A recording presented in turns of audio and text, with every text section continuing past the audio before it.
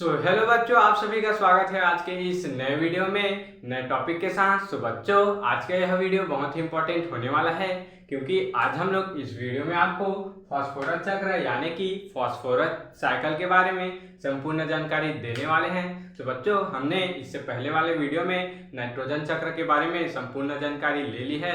आप उसको वहां से जाकर देख सकते हैं, मेरे चैनल में जाकर देख सकते हैं। चलिए बच्चों, अब हम बिना किसी समय गंवाए इस टॉपिक को स्टार्ट करते हैं। बच्चों, देख सकते हैं फास्फोरस चक्र यानी कि सबसे पहले फास्फोरस साइकिल को समझने से पहले हम यह जानकारी लेंगे कि पादप में और जंतु में फास्फोरस का क्या महत्वपूर्ण योगदान होता है। बच्चों, अब हम इसको समझने का प्रयास करते हैं। बच्चों, देख सकते हैं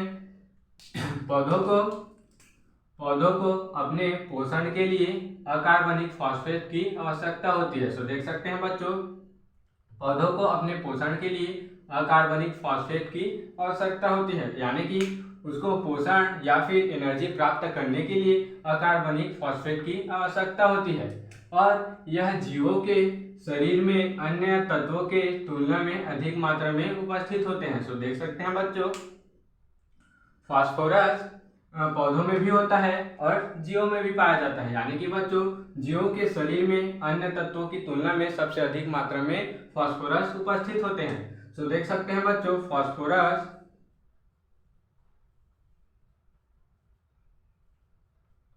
फास्फोरस जंतु में और पादप में दोनों में ही उपस्थित होते हैं, यानी कि जंतु में और पादप में, यानी कि पौधे में दोनों में ही उपस्थित होते हैं। देख सकते हैं बच्चों, फास्फोरस जंतु में और पौधे में दोनों में ही उपस्थित होते हैं। बच्चों, अब जंतु में कहाँ उपस्थित होते हैं? बच्चों, हमारे कोशिका में केंद्रक में गुणसूत्र पाया जाता है, यानी कि डीएनए पाया जाता है, तो डीएनए में उपस्थित होते हैं। देख सकते हैं डीएनए में और आरएनए में भी उपस्थित होते हैं। डीएनए आरएनए में उपस्थित होते हैं। बच्चों, फॉस्फेट रूप में यह उपस्थित होते हैं और यह हमारे दांतों में और हड्डियों में भी उपस्थित होते हैं। दांतों में और हड्डी में। बच्चों, फास्फोरस हमारे दांतों में और हड्डी में भी उपस्थित होते हैं। अब पौधों में कहाँ होते हैं? बच्चों, पौधे में यहाँ पौधे के जड़ में उपस्थित होते हैं, पौधों के जड़ों में उपस्थित होते हैं, जड़ों में। बच्चों, फास्फोरस पौधों में तो प्रकाश संश्लेषण कराने के लिए भी बहुत महत्वपूर्ण योगदान रखता है, यानी कि प्रकाश संश्लेषण के लिए फास्फोरस बहुत ही महत्वपूर्ण होता है। बच्चों, यह पौधों के जड़ों में संचित होता है। अब बच्चों, हम इस फास्फोरस चक्र को बड़ी ही आसानी से समझ लेते हैं। बच्चों, देख सकते हैं फास्फोरस मृदा में, सबसे पहले मृदा में फास्फोरस उपस्थित होते हैं, यानी कि बच्चों देख सकते हैं यह फास्फोरस मृदा में उपस्थित होते हैं। देख सकते हैं मृदा में उपस्थित होते हैं। उसके बाद यह उत्पादक में चले जाते हैं, यानी कि हरे पेड़ पौधों में। किसमें? हरे पेड़ पौधों में। यह हरे पेड़ पौधों में यानी कि उत्पादक के रूप में चले जाते हैं। बच्चों, हरे पेड़ पौधे तो जमीन में ही उगते हैं, तो यह उसके जड़ों में चले जाते हैं, मृदा से उसके जड़ों में फास्फोरस चले जाते हैं। उसके बाद इस उत्पादक को उपभोक्ता खाद्य पदार्थ के रूप में ग्रहण कर लेते हैं। उपभोक्ता यानी कि जीव जंतु, उपभोक्ता यानी कि जीव इसको खाद्य पदार्थ के रूप में ग्रहण कर लेते हैं। उसके बाद अब जीव की क्या होती है? मृत्यु होती है। जीव की मृत्यु होती है। जीव का अब मृत्यु तो होगा, तो मृत्यु होने के बाद वह अपरद में बदल जाता है, यानी कि जब जीव की मृत्यु होती है तो वह अपरद में कैसे बदलता है? तो बच्चों, हमारे पर्यावरण में अब घटक पाए जाते हैं, कुछ बैक्टीरिया पाए जाते हैं जो इस जीव को, मृत जीव को अपघटित कर देते हैं, यानी कि छोटे छोटे पदार्थ में बदल देते हैं। जटिल कार्बनिक पदार्थ को छोटे छोटे पदार्थ में बदल देते हैं, तो वह अपरद के रूप में मिल जाते हैं। और देख सकते हैं उत्पादक सीधा ही अपरद में बदल जाते हैं, तो अब उत्पादक यानी कि पेड़ पौधों की भी तो मृत्यु होती है, इसकी भी क्या होगी? मृत्यु होगी। यानी कि जब पेड़ पौधों को कोई भी उपभोक्ता यानी कि कोई भी जीव ग्रहण नहीं करेगा भोज्य पदार्थ के रूप में, तो उत्पादक यानी कि पौधे जब सूख जाता है या फिर सड़ गल जाता है तो वह भी अपरद में बदल जाता है, उसकी भी मृत्यु हो जाती है। तो बच्चों देख सकते हैं साइकिल इस तरह चला आ रहा है। उसके बाद आगे क्या होता है, इस अपरद का विघटन होता है। क्या होता है, विघटन होता है। विघटन यानी कि यह मृदा विलयन में मिल जाते हैं। सो बच्चों अब विघटन कैसे होता है, जब बारिश होती है, जब वर्षा का जल इस अपरद में यानी कि जमीन में मिलता है, यह अपरद जमीन में ही मिल जाता है। तो जब बारिश होती है तो जो जमीन में अपरद मिले होते हैं वह मृदा विलयन में बदल जाते हैं।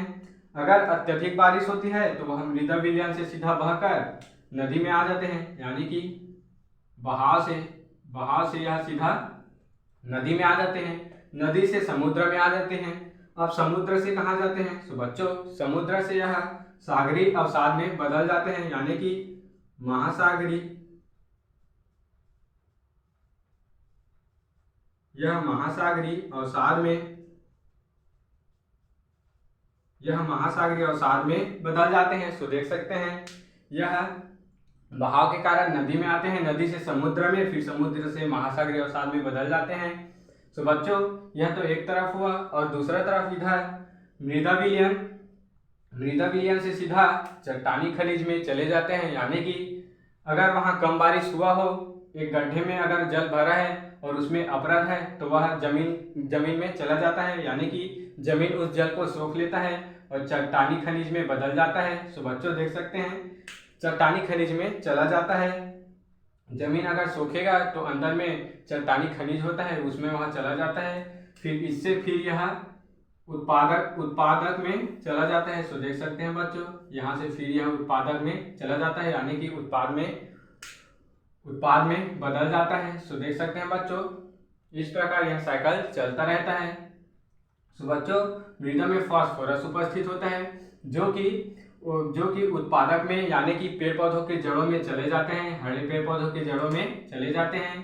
तो बच्चों इसके बाद उत्पादक को कोई जीव ग्रहण करता है, यानी कि हम सब या फिर कोई जीव जंतु ग्रहण करता है तो वह उपभोक्ता कहलाता है, और यह उपभोक्ता की जब मृत्यु होती है तो वह अपरद में बदल जाता है। यानी कि उपभोक्ता की मृत्यु होती है तो उसके मृत सड़े गले पदार्थ को, जटिल कार्बनिक पदार्थ को छोटे छोटे कार्बनिक पदार्थ में बदलकर अपरद बना देते हैं।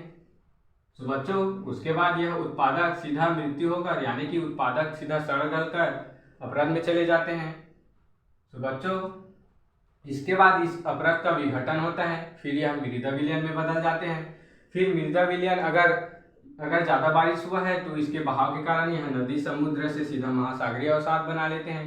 इसके बाद बच्चों जब जल सोख लेता है तो वह चट्टानी खनिज में चले जाते हैं, और देख सकते हैं बच्चों फास्फोरस मृदा एवं चट्टानों में सर्वाधिक मात्रा में उपस्थित होते हैं, यानी कि बच्चों यह मृदा में और चट्टानों में, यानी कि चट्टानों में ही सबसे ज्यादा पाए जाते हैं, यानी कि चट्टानों में सर्वाधिक मात्रा में उपस्थित होते हैं। सो बच्चों इस प्रकार यह चट्टानी खनिज फिर से उत्पादक में चले जाते हैं। सो बच्चों यह चक्र ऐसे ही चलता रहता है। सो बच्चों इस प्रकार हमने बड़े ही आसानी से फास्फोरस चक्र को समझ लिया है, आप इसका स्क्रीनशॉट ले सकते हैं। सो बच्चों आशा करता हूं कि यह टॉपिक आपको जरूर से समझ में आया होगा। सो बच्चों ऐसे ही नए और इम्पोर्टेंट वीडियो के लिए मेरे इस चैनल को सब्सक्राइब करके बेल वाले आइकन को दबाकर प्रेस कर लीजिएगा। सो चलिए बच्चों अब मिलते हैं किसी नेक्स्ट वीडियो में नए टॉपिक के साथ, तब तक के लिए जय हिंद जय भारत।